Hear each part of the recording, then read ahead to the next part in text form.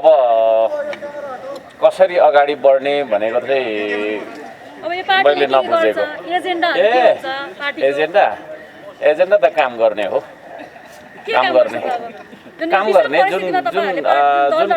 जुन काम यो देशमा आजसम्म भएन हैन यतिका वर्षसम्म त्यो काम गर्ने हो उत्पादन निर्माण हैन तपाईको चाहिँ नि सामाजिक रूपान्तरणका लागि आर्थिक रूपान्तरणका लागि हामी अब फिल्डमा निस्केर काम गर्छौं अफिसमा बसेर हैन भाषणमा सीमित हुँदैनौं हामी चाहिँ पक्का फिल्डमा काम गर्ने एउटा संगठन निर्माण गर्दैछौं र त्यही चीज हो यो आज आधिकारिकता पाएको छ दलले हैन यो छडलाई कसरी सम्झिनुहुन्छ यतिका श्रम संस्कृति पार्टी नाम राख्नु भएको छ श्रम गरिरहनुहुन्छ आफै फिल्डमा खटेर स्वयं आफै नै श्रम गर्ने मेयरका रूपमा जनप्रतिनिधिका रूपमा चिन्नुहुन्छ यो छडलाई कसरी चाहिँ अत्यन्तै म चाहिँ आज अत्यन्तै खुसी छु म एक्लो अभियान त थिएँ आजभन्दा 10-15 वर्ष अगाडिको कुराहरू त्यो एक्लै कुदिने मान्छे अब एक्लो रहेन र मै जस्तो यो देशमा चाहिँ नै पसिना बगाउनु पर्छ हामी सबै मिलेर देशलाई उठाउनु पर्छ भन्ने मान्छेहरुको चाहिँ नै तपाईको जमात बढ्दो छ र उहाँहरुसँग अब धरानमा मात्रै मैले श्रम गर्थे हैन विकासका लागि काम गर्थ्यौं अब चाहिँ देशैभरि गर्न पाउने भए भन्दाखेरि चाहिँ अत्यन्तै खुसी छु र सम्पूर्ण टिमलाई समर्थक सबैजनालाई म हार्दिक धन्यवाद दिन चाहन्छु सबै मिलाएर लान्छौं सबै मिलाएर लान्छौं सबैभन्दा पहिला त यो देशमा काम गर्नुपर्छ उत्पादन बढाउनुपर्छ हामी सबै बेरोजगार छौं प्राय हैन त्यसले गर्दाखेरि अब रोजगारीको सिर्जना गफले हुँदैन विदेशी ऋणले पनि चल्दैन यो देश त्यसले गर्दाखेरि अब यो देश हामी आफैले बनाउनु पर्छ भन्ने हाम्रो मौलिक तपाईको छैन जुन शैली छ ती शैलीलाई हामीले बिर्स्यौं हैन त्यो मौलिक शैलीहरुलाई पनि हामीले चाहिँ फेरि पुनर्थाप के रे तपाईको चाहिँ हैन उजागर हामी गर्छौं र त्यो तरिकाबाट हामी अगाडि बढ्नु पर्छ यो चाहिँ नि अरूले घोडा चढ्यो भन्दैमा आफूले चाहिँ नि धुरी चढ्नु हुँदैन है आफ्नो धरातल बिर्सेर नेपालीले चाहिँ नि खेतबारी बाँझो राखेर आकाशतिर हेर्दाखेरि है त आज हामी गरिब भएका छौं यद्यपि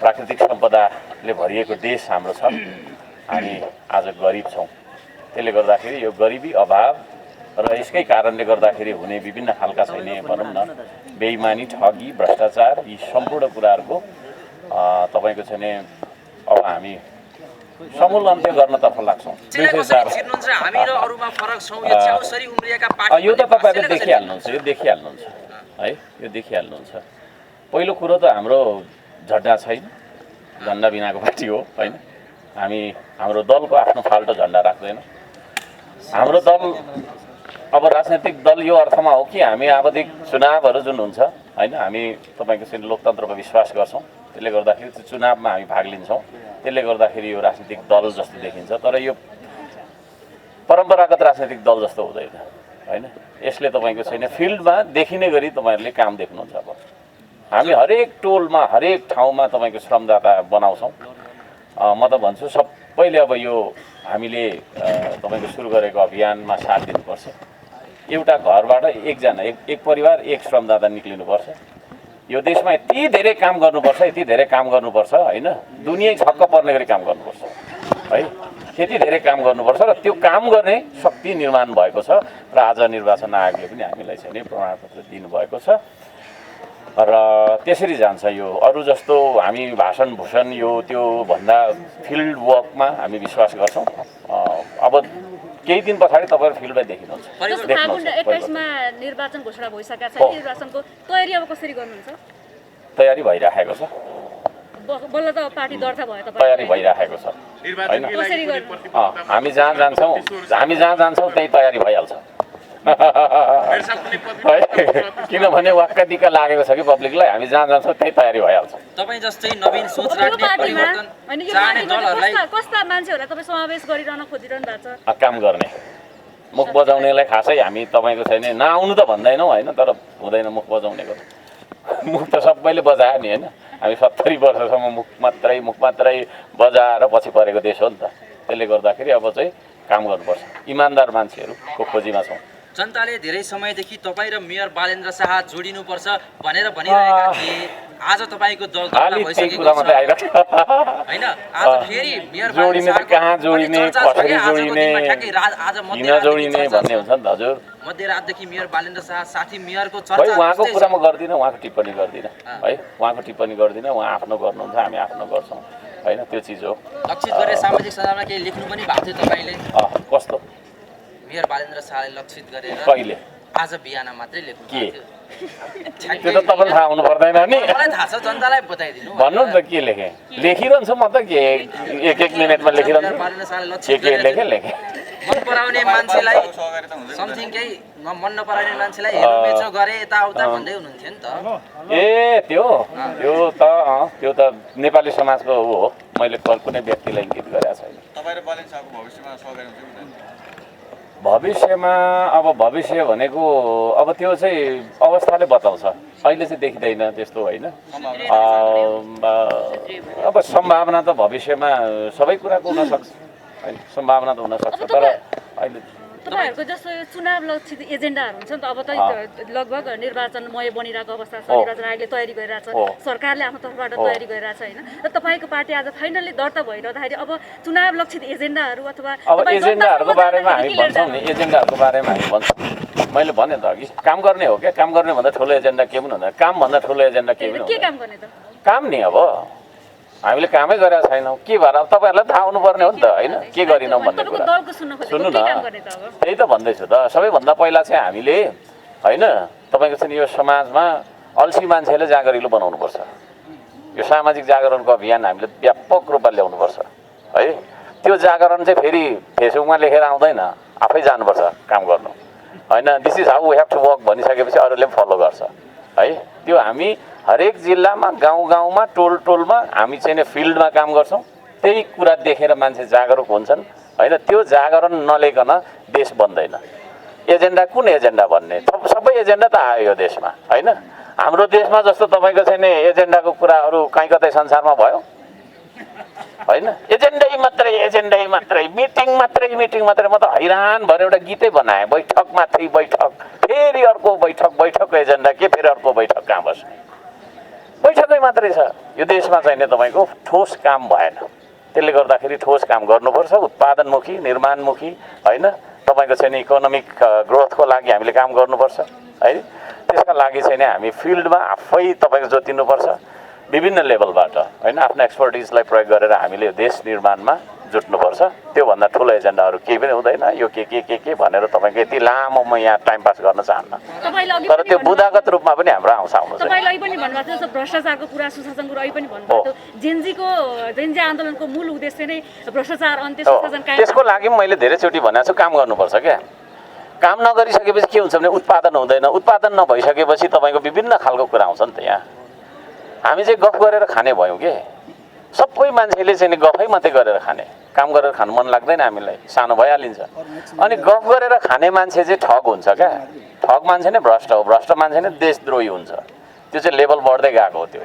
त्यसले गर्दाखेरि श्रम संस्कृतिले मात्रै होइन, श्रम संस्कृतिले मात्रै तपाईँको चाहिँ त्यो त अब प्रक्रियामा गइहाल्छ नि। तपाईँलाई मेरो नामै थाहा रहेन।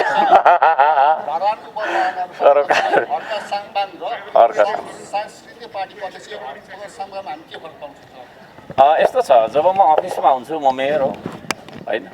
जब म बाहिर निस्कन्छु म एउटा अभियन्ता हो। अब यो पार्टीको अध्यक्ष पनि भन्दै हुनुहुन्छ होइन, त्यो पनि हो। एउटा मान्छेको विभिन्न रोल हुन्छ होइन। जस्तो तपाईँ यहाँ पत्रकार हो, घरमा गइसकेपछि तपाईँ के हो होइन, तपाईँको छोराछोरीको बाबा हो होइन, हो कि होइन? ए हो फेरि ल शुभकामना गर्न चाहन्छु होइन। त्यसले गर्दाखेरि विभिन्न हामी चाहिँ नि भूमिकामा रहन्छौँ। त्यो चिज हो। एक ठाउँमा चाहिँ हामी कसरी आउने, कहिले आउने भन्ने बारेमा छलफल गर्छौँ होइन। त्यसो भने हामी अगाडि बढ्छौँ एक्लै। धरान उपमहानगरपालिकालाई हामी एक्लै काफी छौँ। मेयर साहब थुप्रो ल्याउँछौँ, यति भन्दिनँ है। फेरि पछि यति भनेको थियो भनेर भन्नुहुन्छ अरे, त्यही क्लिप देखाएर थुप्रै गर्छौँ हजुर, थुप्रै गर्छौँ। अहिले त्यसो भन्दिनँ, सङ्ख्यामा नजाउँ, तर थुप्रै आउँछ हाम्रो। ल भन्नु, बिचमा छोड्दै हुनुहुन्छ नि तपाईँले धरान उपमहानगरलाई। छोडेको होइन, छोडेको होइन। सुन्नु न, यो नेपालभित्र धरान पर्छ कि पर्दैन? पर्छ। अनि सुन्नु न, यता सुन्नु न, नेपालभित्र धरान पर्छ नि, त्यो हो। त्यसले गर्दाखेरि त्यसरी हो क्या, झन् क्लोजली धरानको लागि काम गर्ने हो, झन् स्ट्रङली। ल अब छोटो गरौँ है हजुर। हजुर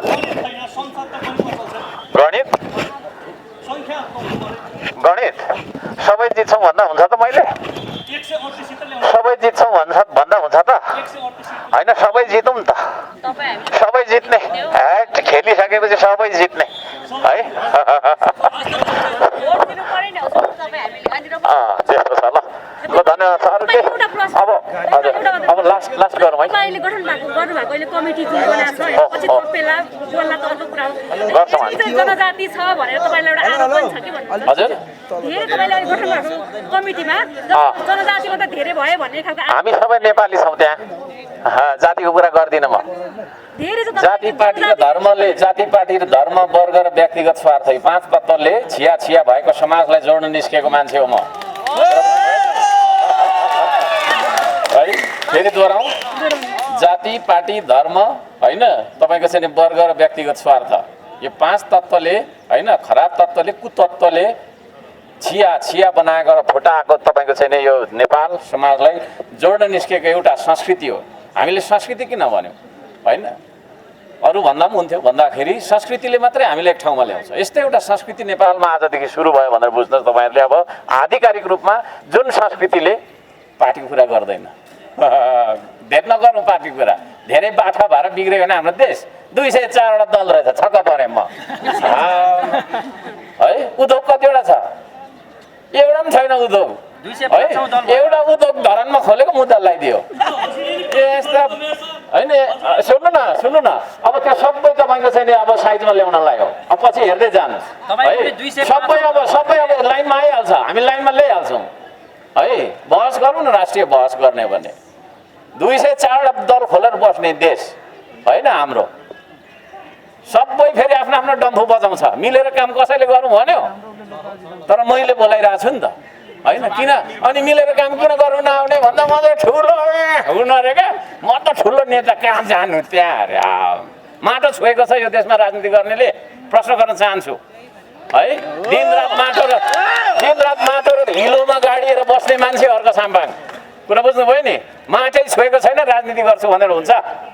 त्यसले गर्दाखेरि म भन्न चाहन्छु, आजदेखि सुरु भयो अब संस्कृति राजनीतिलाई हामी अब ओमिट गर्दै जाउँ, संस्कृतिको पछि लागौँ, काम गर्ने संस्कृति, मिलेर बस्ने संस्कृति, सबै नेपाली हामी के को जातिको कुरा गर्ने यहाँ होइन। आउनुहोस् श्रमदानमा आउनुहोस्, तपाईँहरू सबैलाई वेलकम छ है। हामी हेर्दैनौँ को कुन जातको के, सबै श्रमदाता बन्नुपर्छ, यो देशलाई ढोक्ने हो, देशका लागि पसिना बगाउँ न हामीले, कति जिब्रो मात्रै चलेर है त।